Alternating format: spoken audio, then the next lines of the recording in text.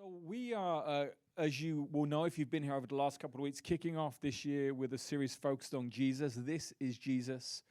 It's a great way to kick off the year, just focusing on the person of Jesus. And over the last couple of weeks, we've kind of been looking at Jesus as king, prophet, and priest. We've been looking at the three branches of government. Just like in America here, we have three branches of government. We have legislative, we have executive, we have judicial branches of government, right?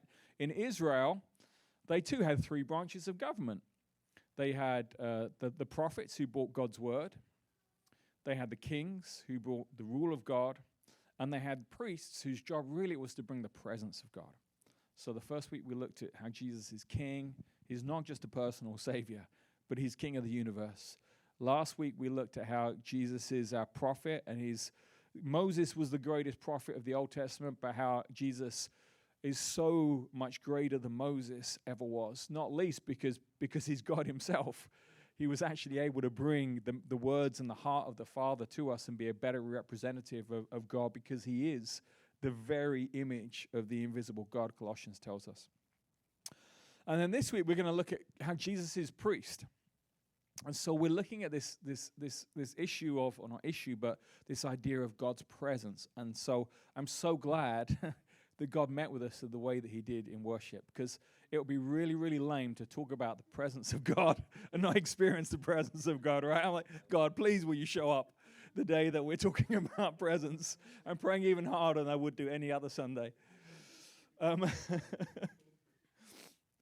to be in God's presence is to see God face to face. Right? That's in the Old Testament. That's what set Moses apart. He was a friend of God. He was one with talk to God as a friend talks, face to face. And when you see that word presence in the Old Testament, the word could also be translated face. Okay? So to be in God's presence is to see his face. It's a deeply, deeply intimate thing. It's not, a spiritual high thing. It's not a get the shakes and fall down kind of thing, being in God's presence. It's about coming into an intimate place with God, being in an intimate relationship with God. Because there's intimacy in the face. I mean, if you're going to talk to someone, you look them in the eyes, right?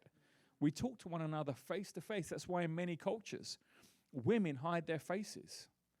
Because for someone else to see their face is an intimacy that's reserved only for their immediate family. Seeing someone face to face, being in the presence of someone, is an incredibly intimate idea. And as I said right at the beginning, God's presence, seeing him, knowing him face to face, is what sets us apart as believers. Again, just as Moses prayed when he said, hey, God, don't send us out from this place unless your presence goes with us. Why? Otherwise, how will anyone else know that we belong to you? How will anyone else know that we're yours? And it's the same for us. It's God's presence that sets us apart as believers of Jesus. God's presence is a huge value and a priority for us here at Everyday SLO. We want to be people who are encountering God through his presence. And so it's important not just that we value God's presence, but I think it's important that we understand how we get to come into God's presence, right? How we have access. Imagine for a moment that you received a letter inviting you to the White House to meet with the president, right? That for some of you that might be, oh yeah, I'd love to have lunch with the president. For others of you might say, yeah, I'd love to have lunch with the president. I'd give him a piece of my mind. But whatever your political opinion is, being invited to the White House, would be an honor, right? And so you received a letter with, the seal of the White House on it and inviting you to go. If you got to the gate on the day that your appointment was set for, and they kind of said to you, well, what are you doing here? Why are you here? What right do you have to come in here? And you stood there and went, I don't know. Do you think you're going to get in? You wouldn't, would you? You'd take your letter with you and say, here's my invitation. The president has invited me to come into the White House and be with him. It's important that we understand how we get access to God's presence, by what right we have to come into his presence, okay? And so that's what we want to explore today. Because the fact is that we were created for the presence of God. Being in God's presence is what we were always designed for. Think back to the beginning, to Adam and Eve in the Garden of Eden. What does the Bible say that they did? They walked with God in the cool of the day. They hung out with God. They spent time in his presence every day. That's what we were made for. That's what we were created for. There was that unbroken bond of intimacy, in a sense. But I'm sure we all know what it's like when we get hurt by someone or we hurt somebody else, whether it's a husband or wife or a mother or father, a son or daughter or a friend, a co-worker, whoever. We get hurt by somebody and it damages that bond of intimacy, right? It doesn't feel the same anymore. We can't be as open and as honest with each other. That intimacy is damaged. And that's what sin does. It creates a barrier between us and between others, particularly between us and God. And again, you've probably all experienced, kind of tiptoeing around somebody who's mad at you. That's not a particularly fun experience, is it? No, it's not. It's not a fun thing to do. So just imagine, kind of tiptoeing around God when he's mad at you. That kind of takes that whole experience to the nth degree. So to enter the presence of God when intimacy is intact is a glorious thing. To enter the presence of God when intimacy is damaged, that's a scary thing, and that's a dangerous thing.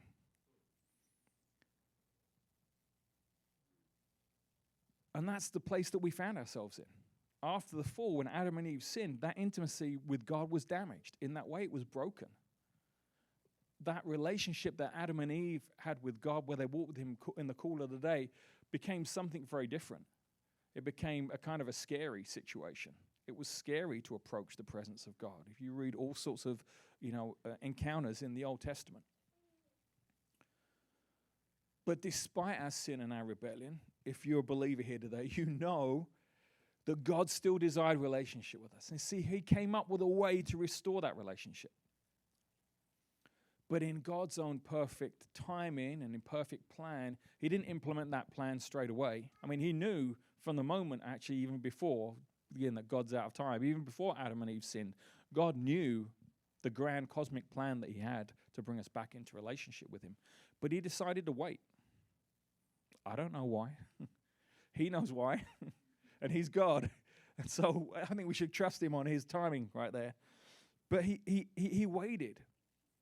He waited for the perfect time. But during that time of waiting, that period of waiting, he implemented really a temporary fix so that God's people could have some kind of relationship with him.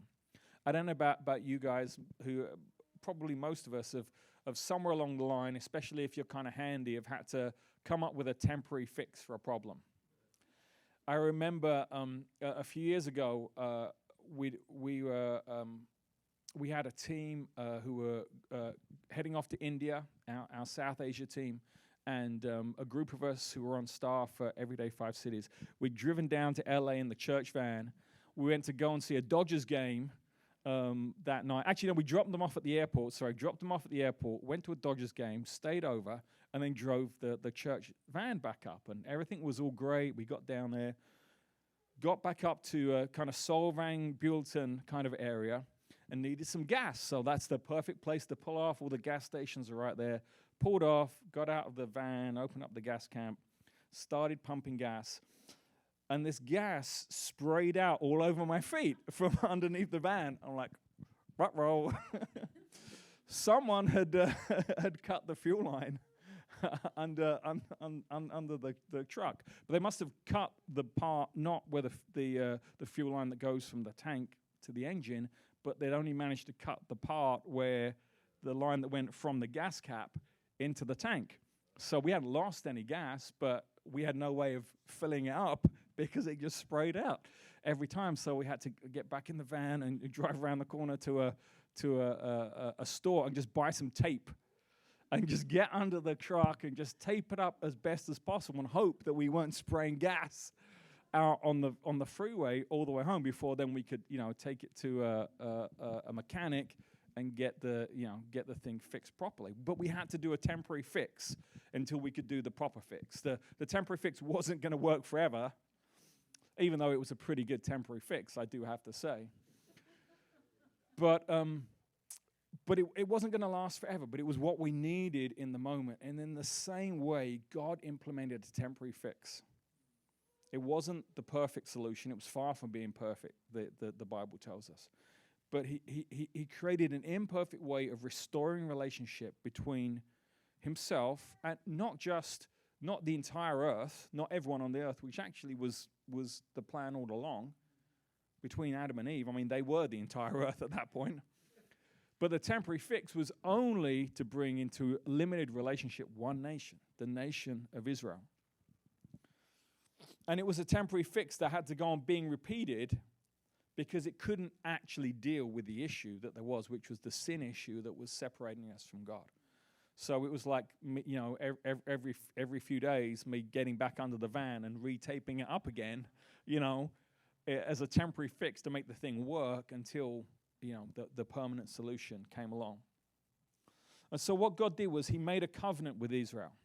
He made a promise. He made a contract with Israel.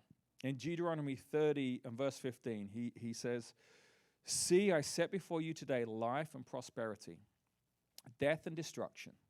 For I command you today to love the Lord your God, to walk in obedience to him, and to keep his commands, decrees, and laws. Then you will live and increase, and the Lord God will bless you in the land you're entering to possess." So they make a contract, and God says, here's what I promise to do. Okay, I promise that you will live and you're going to increase, and I'm going to bless you and give you land. And in return, you need to love me, walk in obedience to me, and keep my commands, decrees, and laws. That was the contract that God established, right? But God knew that people weren't going to be able to keep that law. It's like sometimes, I don't know if you ever, I was trying to think of an example of this, but I know that sometimes my kids have kind of come to me and said, "Hey, if I do this, can I have this?" And I'm like, there's no way you're going to be able to do that. And I almost kind of bargain them down a bit and say, well, actually, what about if you did this lower thing, then, you could have this or whatever else, because I know full well they're not going to be able to meet the initial requirement. And it was a bit like that with God. He was like, they're not going to be able to do this. So I'm going to make a provision for them really to get a do-over. To say, when you mess up, here's your do-over. If you're a golfer, you might call it a mulligan, where you shank your tee shot and you get to do it again. But really a system of sacrifices to atone imperfectly for the people's sin.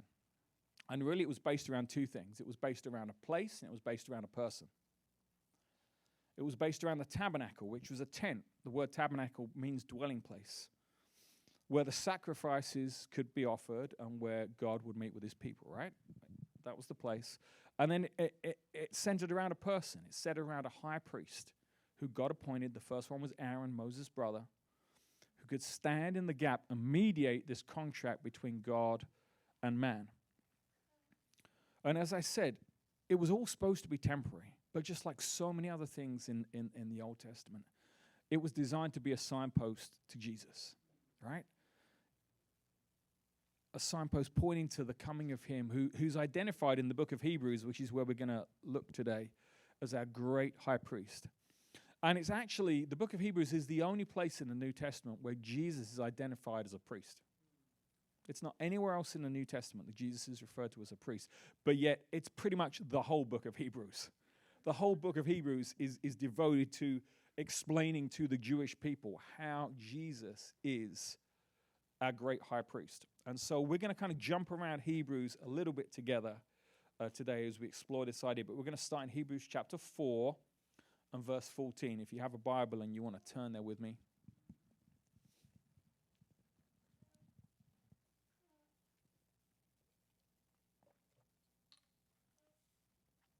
Okay, so Hebrews chapter 4, verse 14. "Therefore, since we have a great high priest, Jesus, who has ascended into heaven, Jesus, the Son of God, let us hold firmly to the faith we profess. For we do not have a high priest who is unable to empathize with our weakness, but we have one who's been tempted in every way, just as we are, yet he did not sin. Let us then approach God's throne of grace with confidence, so that we may receive mercy and find grace to help us in our time of need. And then 5 verse 1. Every high priest is selected from among the people and is appointed to represent the people in matters relating to God, to offer gifts and sacrifices to sins. So we're introduced to this whole idea of Jesus as the great high priest. And then in chapter 5, verse 1, the role of the high priest is laid out for us. That firstly, he's someone who's selected from among the people. Secondly, that he represents the people. And thirdly, that he represents them before God. That's at the heart of what it means to be the high priest. He's selected from among the people. He represents the people. And he does that before God. So the priest was a contract mediator. And a contract mediator is someone who makes sure that both parties in a contract are staying connected. Okay, that both ends of the bargain are being met. But because a contract between man and God is only going to fail on one end, the job of the priest really was primarily to represent the people to God. In a sense, really, it was the opposite of the role of the prophet. The prophet's job was to represent God to the people, to be God's spokesman, to be his representative. And the priest's role mostly was the opposite way around. It was to represent the people before God, okay? But the weakness of this system was also the very thing that made it work. This high priest. Because he was a man, which actually was both a good thing and a bad thing. If we keep reading, chapter 5, verse 2, says, he is able to deal gently with those who are ignorant and going astray, since he himself is subject to weakness. So as a man, he's able to identify with the people's weaknesses and their temptations. But, if we keep reading in verse 3, as a man, he's also sinful himself. This is why he has to offer sacrifices for his own sins, as well as for the sins of the people. So as the people's representative before God, everything rested on the priest. The priest was kind of the linchpin of this whole system. It was kind of a little bit like, as a sports fan, there are those teams sometimes who just have the one star player. And everything depends on the star player. And if they have a good game, the team wins. If they don't have a good game or they're injured, the team loses, right? It's kind of a bit like that in many senses. Everything rested on the high priest. Because if the people were bad, like they were super sinful lot, not doing well, but the high priest was good, God was happy. Because he looked on the high priest instead of the people. But if the people were good, they were, a pretty godly lot, they kept the law pretty well, but the high priest was bad, God was unhappy. Okay? Depending on the high priest that kind of sounds like that might be incredibly unfair. But for us, from our perspective, that's the very essence of grace. It's the very essence of the gospel. It says in chapter 7, verse 28, for the law appoints as high priests men in all their weakness, but the oath which came after the law appointed the Son, who has been made perfect forever. We don't have a high priest who's advocating for us, who's weak and who's sinful. There's no chance that God's going to look on our high priest and go, I'm not very impressed with our high priest today. He's not doing a very good job. Because this high priest, our high priest, our great high priest, is Jesus, and he's perfect. We have the best of both worlds. If anyone's young enough to remember Hannah Montana. We have the best of both worlds. We have a great high priest who is human and is able to understand our weaknesses and our temptations because he experienced them for himself. But yet, we also have a high priest who's perfect and is able to present us as perfect before God. I heard a story a week or two ago about a lecture there was a guy was lecturing on Christianity to a group of college students. And one of the students raised their hand and asked a question and said, how is it possible, how does it make sense that one man hanging on a cross for a few hours could deal with the whole of sin for the entire world? Like, how does that make sense? And the response that the lecturer gave him was that if you could see and if you could understand how much that one man was worth, that one man was worth more than every single person who has ever lived on this planet. That this one man was perfect. And that his death more than paid the debt that each and every person on the planet who has lived, who is living, and will live has ever experienced. You wouldn't need to ask that question. That's how. Because he is so perfect. Because that one man, Jesus, is worth more than all of us put together. He's worth more than everyone you'll ever meet. He's worth more than the current 8 billion people who are on this planet and the many more who have lived and gone before. He's perfect. But this idea of this principle of God looking on one person in the place of many, we also find it in Romans chapter 5, verse 19. It says, for just as through the disobedience of the one man, the many were made sinners, so also through the obedience of the one man, the many will be made righteous. So who's the first one man? It's Adam, obviously. Who's the second one man? Jesus. Okay, we're good. We don't have to go all the way back and go over this all again. Perfect. Adam and Jesus. So before Jesus came along and came into our lives, we were sinners, right? Why were we sinners? There's your answer. The answer is not because we sinned. We're sinners because of Adam. Our actions, however sinful they might be, don't make us sinners. You were a sinner when you were born, before you'd done anything, because of the disobedience of Adam. In the same way, your actions, your obedient actions, don't make you righteous. God looked on Adam and saw us as sinful. God now looks on Jesus and sees us as righteous. It's not you striving and trying to do your best that makes you righteous. Like, we know this, right? But sometimes we need to be reminded again of it.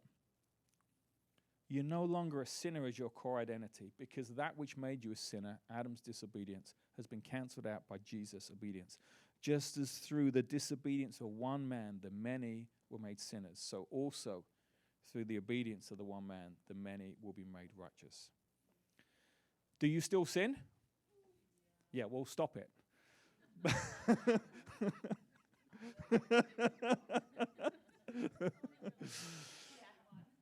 But God looks at your Jesus' obedience, not your disobedience.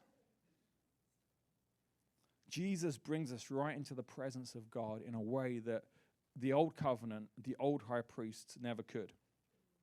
The key moment was of the year for the high priest was the Day of Atonement. And that was the day once a year when the high priest was able to enter the most sacred place in the temple, the Holy of Holies, the place hidden behind a big old curtain where the Ark of the Covenant was, the place where God's presence on earth dwelt, was represented. And he would offer sacrifices, first for himself, first for his own sin, and then for the sin of the people. So really, the most complete experience of the presence of God that was available on the earth was only available for one day of the year, and it was only available to one man on one day each year. And even this ended with the exile to Babylon when the Israelites were carted off to Babylon for 70 years. And in that moment, Ezekiel prophesies in Ezekiel 10 and says that God's leaving the temple. Basically, if you read Ezekiel 10, you'll see a picture of God packing up all his stuff and saying, peace out, people. I'm gone. I'm out of here because of your disobedience. I'm leaving, and these guys are going to come in, they're going to ransack this place, and they're going to take you off into captivity. So Nehemiah rebuilt the temple when the Jews returned, but we don't ever see any record in the Bible of God's presence returning to the temple. So it's possible by the time of Jesus, not only did the high priest, were only able to access the real presence of God once a year on one person, it's possible by the time of Jesus that even that was just an empty action. It didn't really mean anything because the presence of God was no longer there. But Jesus is not a high priest who enters the Holy of Holies once a year, right? Chapter 6, Hebrews chapter 6, verse 19. We have this hope as an anchor for the soul, firm and secure. It enters the inner sanctuary behind the curtain, where our forerunner Jesus has entered on our behalf. He has become a high priest forever in the order of Melchizedek. Jesus is our high priest forever. Continuing in chapter 7, verse 23. Now there have been many of those high priests since death prevented them from continuing in office. But because Jesus lives forever, he has a permanent priesthood. Therefore, he's able to save completely those who come to God through him, because he always lives to intercede for them. Does anyone have a friend in an influential position? Maybe maybe in government, or in a church setting, or in a business kind of thing. I was meeting with a client this week, and they were telling me, we were talking about some of the challenges it can be to sell stuff on Amazon. If any of you have ever tried to sell stuff on Amazon, it can be a little bit of a tricky process. And but they were telling me that they'd taken on a company who helps them with their Amazon stuff, who all used to work for Amazon, so know how it works. But even better, they all still have friends who still work for Amazon.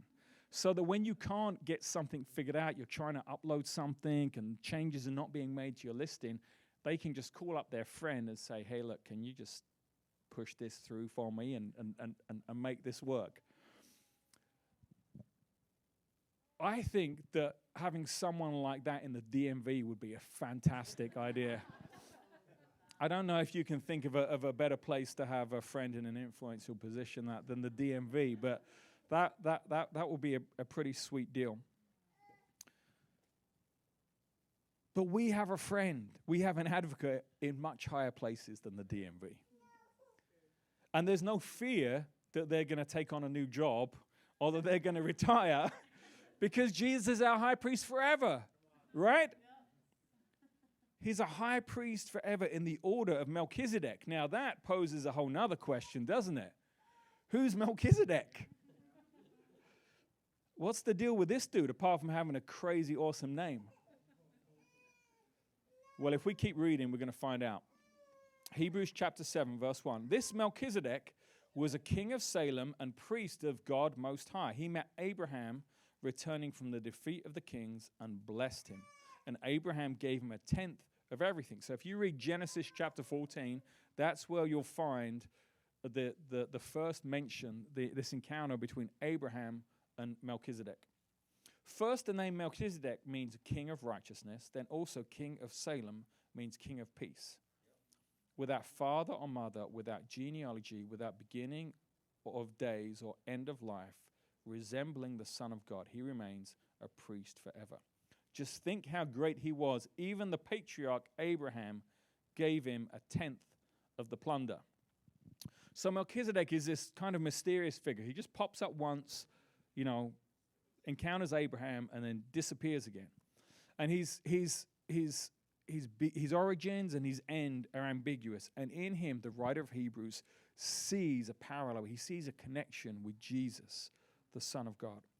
Because there was a problem in Jesus being our great high priest. And the problem was that the priest only came from one tribe, right? What was the tribe that the priest came from? The Levites, okay? The tribe of Levi. Jesus was not from the tribe of Levi. He was from the tribe of Judah. And no one else could carry out the role of high priest.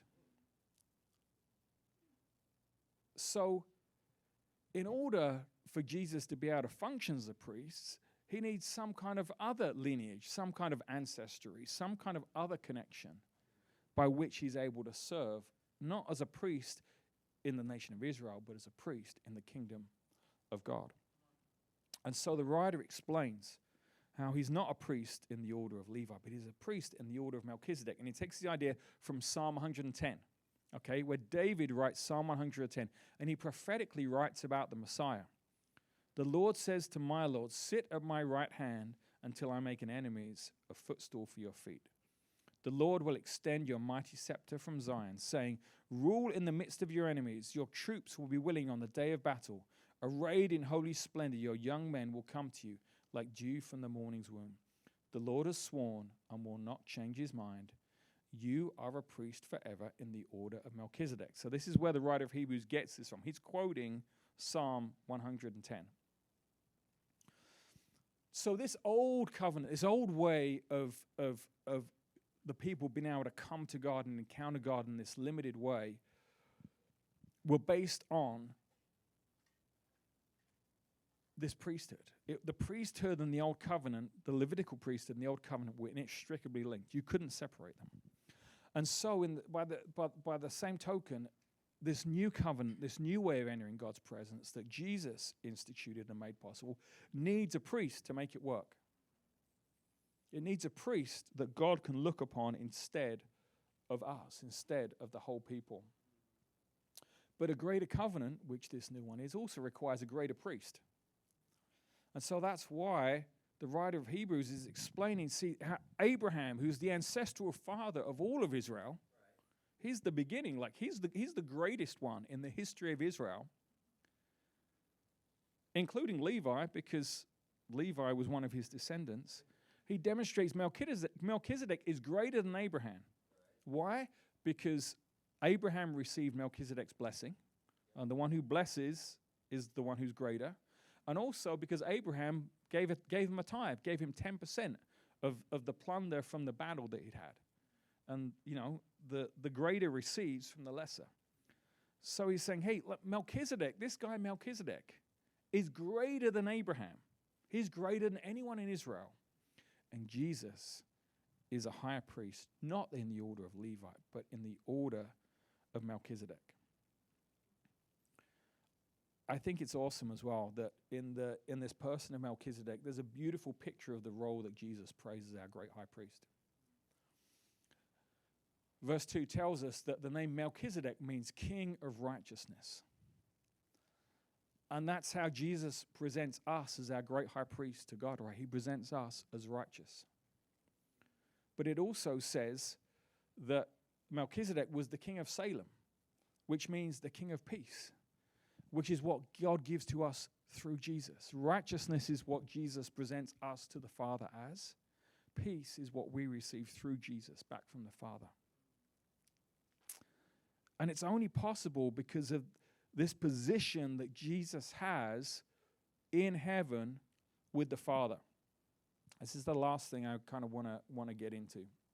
If we take a look at Hebrews chapter 8 now, we're going to flip over to there. Chapter 8 and verse 1 through 6. Now, the main point of what we are saying is this. It took 7 chapters for the writer of Hebrews to get to his main point. So if sometimes preachers are a bit long-winded, then we just point to the fact that it took him 7 chapters to get to the main point. But now the main point of what we're saying is this. We do have such a high priest who sat down at the right hand of the throne of majesty in heaven and who serves in the sanctuary, the true tabernacle set up by the Lord, not by a mere human being. Every high priest is appointed to offer both gifts and sacrifices. And so it was necessary for this one also to have something to offer. If he were on earth, he would not be a priest, for there are already priests who offer the gifts prescribed by the law. That's the Levitical priesthood. They serve at a sanctuary that is a copy and a shadow of what is in heaven. That's why Moses was warned when he was about to build the tabernacle, see to it that you make everything according to the pattern shown you on the mountain. But in fact, the ministry Jesus has received is as superior to theirs as the covenant of which he is mediator is superior to the old one, since the new covenant is established on better promises. So the Levitical priests carried out their work first in the tabernacle, the tent that God instructed Moses to set up, and then latterly in the temple that was first constructed by Solomon in Jerusalem. But that tabernacle, it says, is modeled on the sanctuary of heaven. That's why it says what Moses was told, hey, you need to make sure that you make this, you construct this tabernacle and everything in it to the finest detail, because you're creating a representation of what actually exists in heaven. But still, verse 5 says it's a copy. It says it's an imitation of what exists in heaven. I don't know if any of you are art lovers, or if you've ever experienced an art gallery and had the experience of maybe you have a print of a famous painting at home, and you're like, it's a great painting, I love it, it's awesome. And then you get the opportunity to see the original. You know, you get to see it hanging there in a gallery, and you're like, wow, like there's no comparison. Like they kind of look similar, but actually the original is just so, it's so much more detailed, and there's so much more to it, and so much more life. It's so much more awe-inspiring and striking. That's the same kind of idea, the tabernacle compared with the sanctuary of heaven. It also says that it's a shadow. And what do we know about shadows? If you look at the shadow of a building, shadows are always, they're distorted, right? And they're lacking any kind of detail. You see like the shape of a building or of a person, but you can't see the features. You can't see the artistry. You can't see the way that it's all made up. And so this tabernacle that the Levitical priests were carried out their service, carried out their ministry in, was a copy. It was a shadow of the sanctuary in heaven. But that's the same sanctuary that Jesus, our great high priest, now functions in. That's why his ministry is so much greater, because he's not carrying out his ministry in a tent. He's carrying out his ministry in the sanctuary of heaven.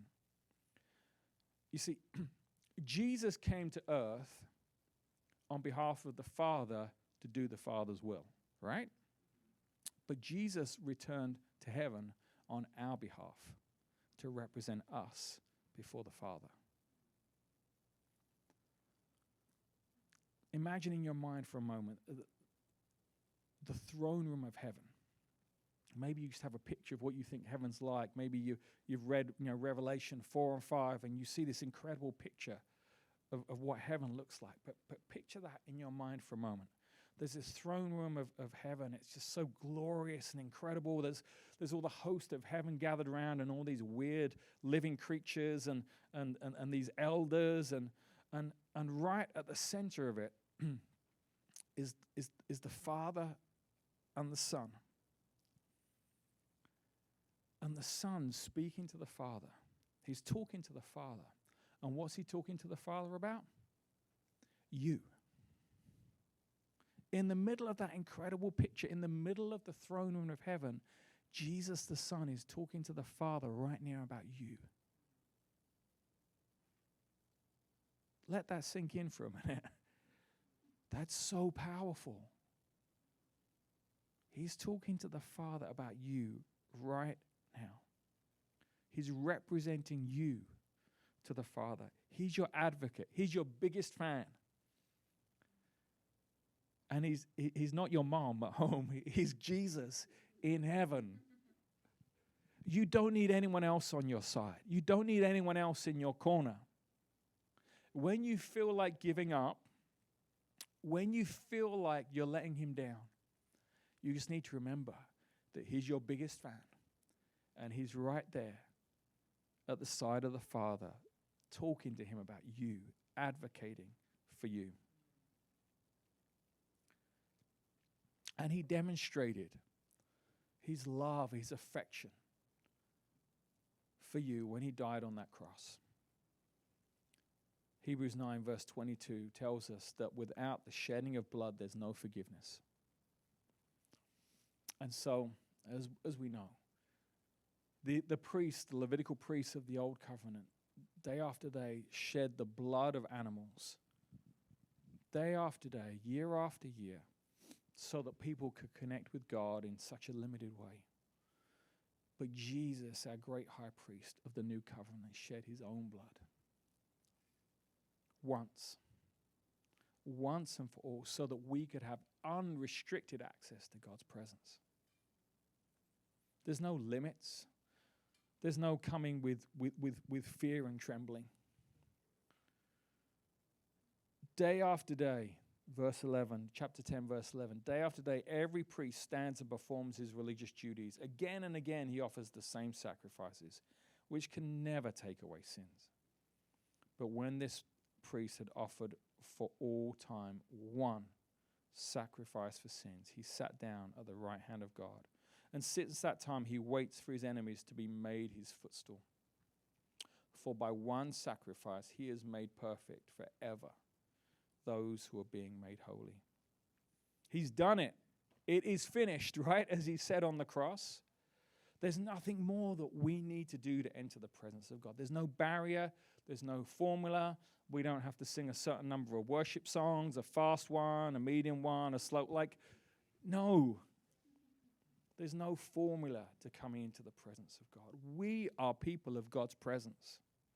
And we get to come with confidence. You know that high priest, when he entered the Holy of Holies on the Day of Atonement once a year, he did it in fear and trembling.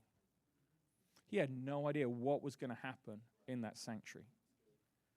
He had little bells attached to the bottom of his robe so that the other priests in the holy place outside could still hear him moving around and make sure that God hadn't struck him down dead. He went in there with a rope tied around his ankles so that if God did decide to strike him down dead, they could pull him out without anyone else having to go in and risk their lives. That was the access that there was to God's presence. But not for us. Therefore, brothers and sisters, this is chapter 10, verse 19. Therefore, brothers and sisters, since we have confidence to enter the most holy place by the blood of Jesus, by a new and living way opened for us through the curtain, that is his body. And since we have a great priest over the house of God, let us draw near to God with a sincere heart and with the full assurance that faith brings, having our hearts sprinkled to cleanse us from a guilty conscience and having our bodies washed with water. There's nothing to stop us, you guys. And I know that we know this, but sometimes we need to understand why this is all possible. Sometimes we need to be reminded, because sometimes we take it for granted what Jesus has done for us. Sometimes we take it for granted the role that he plays right now as our great high priest. You know, there's teaching out there that says that, well, Jesus did what he needed to do at the cross, and so now we don't need to worry about Jesus anymore. It's all about the Father. That's heresy, you guys. Because where's Jesus right now? He's at the right hand of the Father, interceding on your behalf, advocating on your behalf. When we look at the picture of heaven in Revelation, who is right at the very center of worship? A lamb looking like it had been slain. Jesus is right at the very center. That's why we're called Christians, right? We need to not lose sight of who Jesus is, of what he's done for us, for this role, this incredible role of a great high priest that he has, that he's performed for us, and that he still continues to perform. Amen?